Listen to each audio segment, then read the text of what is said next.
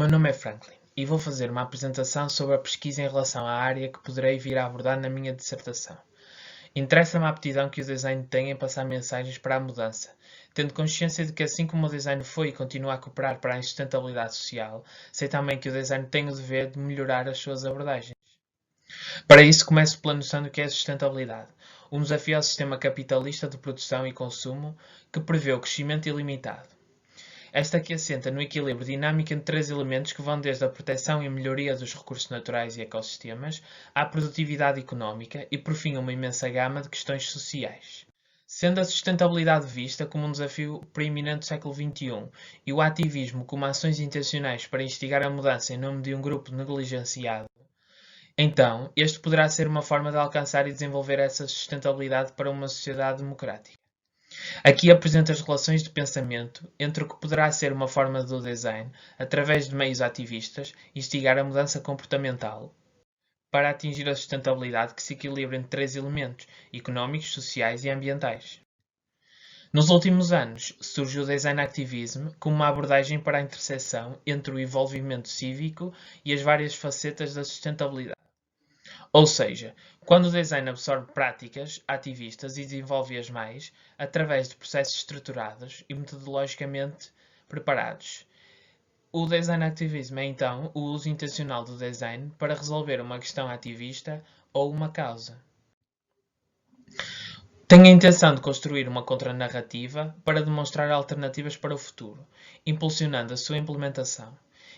Não se limita a resolver apenas problemas na forma de design industrial, usa a linguagem do design para abordar, para provocar e criar debate político, através da criação de artefactos que possam gerar a contestação, o discurso, a ação, e não a solução perfeita e ou única. Carl Di Salvo afirma que o design sempre teve importância na articulação política e uma relação entrelaçada com a democracia, ao que Tom Bielin corrobora, dizendo que o design desempenha um papel importante no tecido social, ao afetar, motivar, argumentar e prevenir formas sociais de comportamento através dos seus artefactos.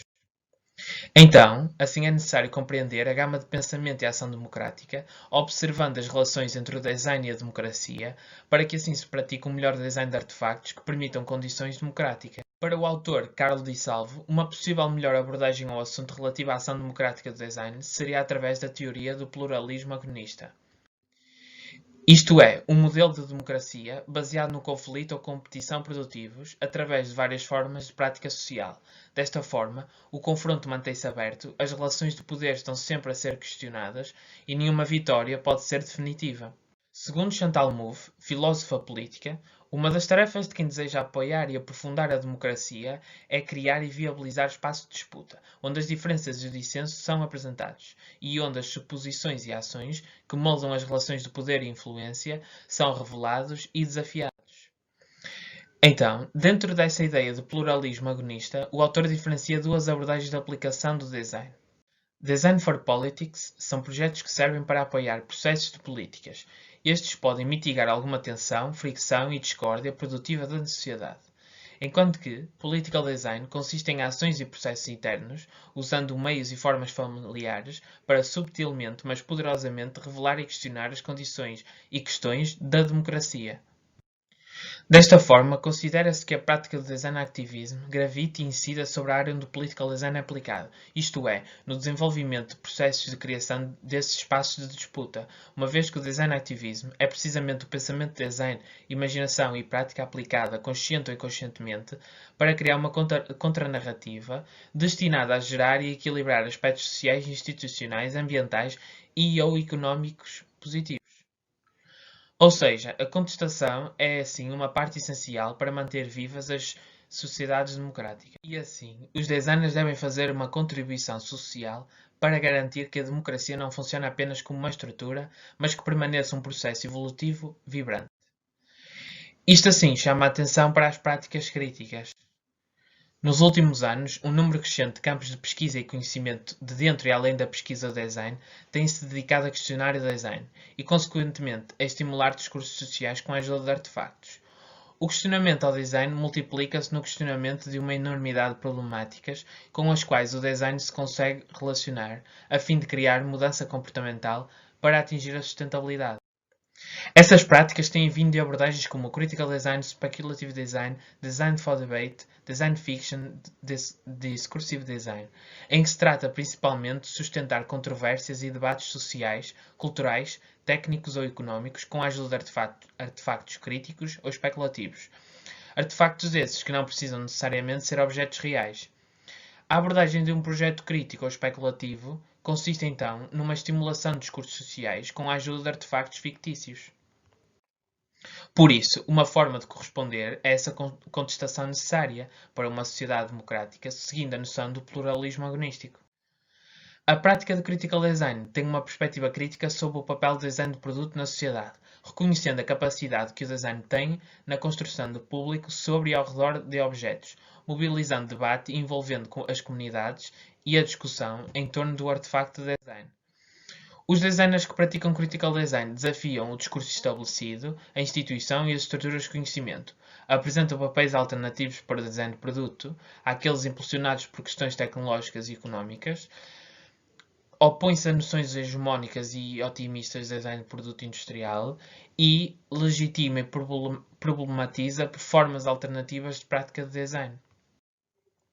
Resultante disso, os artefactos de design podem ser dispositivos fictícios por meio do qual uma perspectiva de um objeto pode ser vista ou experimentada. Os artefactos atuam como suportes para pensar sobre o comportamento, ou seja, o público pode tentar imaginar esses usos e as situações sociais resultantes e assim os membros da audiência julgam se a perspectiva está correta, clarificando os seus pontos de vista sobre essas questões. No entanto, essa abordagem não pode ser confundida com a concepção do design, através do qual as ideias são apresentadas de maneira a que o público possa concordar ou discordar. Os problemas aqui devem ser apresentados de forma a que o público possa formar o seu próprio julgamento sobre a perspectiva. E a principal diferença está na ambiguidade. Em vez de claras declarações que forçam o público a formar a sua própria perspectiva sobre o objeto. O benefício mais importante da ambiguidade é a capacidade que dá aos designers de sugerir questões e perspectivas para consideração sem impor soluções. Precisamente o antagónico ao trabalho de designer de produto numa prática comercial, em que o seu trabalho é eliminar a ambiguidade, trazendo um equilíbrio de clareza do uso, tornando assim o artefacto intuitivo, com a riqueza da sugestão semiótica, tentando assim controlar a interpretação do utilizador de produto. Neste sentido, poderão ser distinguidas três principais tipos de ambiguidade: a ambiguidade de informação, a ambiguidade de contexto e a de relação. A ambiguidade de contexto pode questionar os discursos em torno do objeto, permitindo que as pessoas expandam, façam pontos ou rejeitem-nos como entenderem. Isto é útil para quê? Para incentivar as pessoas a abordarem um determinado sistema e, de um modo geral, a questionarem pressupostos que podem ter sobre uma questão. A ambiguidade relacional pode levar as pessoas a considerar novas crenças e valores e, em última análise, as suas próprias atitudes, permitindo que os produtos se tornem espelhos para as pessoas, permitindo-lhes assim questionar os seus valores e as suas ações. E, por fim, a ambiguidade de informação, que impõe às pessoas que questionem por si mesmas a verdade de uma situação. Foca-se na criação de incertezas refletidas sobre a informação que são perceptíveis para as pessoas, tendo assim como objetivo apenas fazer com que o sistema pareça misterioso ou impressionista, mas, mais importante ainda, poder obrigar as pessoas a juntarem-se ao trabalho de dar sentido a um sistema e ao seu contexto. A ambiguidade propositada, proposta pela prática de Critical Design, poderá ser um meio, assim, para alcançar a ideia de contestação para uma sociedade democrática pela noção do pluralismo agonista, uma vez que a ambiguidade pode impelir as pessoas a questionar a verdade de uma situação, pode agir através de objetos como espelho, que nos permitem questionar os nossos próprios valores, atitudes e crenças, e pode funcionar como uma interface através da qual pode interagir e começar a entender a perspectiva do outro. O Critical Design, assim, tem um potencial restaurativo e pode ser um agente infraestruturante, um meio para impulsionar a mudança comportamental, perpetuando a ideia de sustentabilidade social, económica e ambiental, e assim também uma sociedade democrática.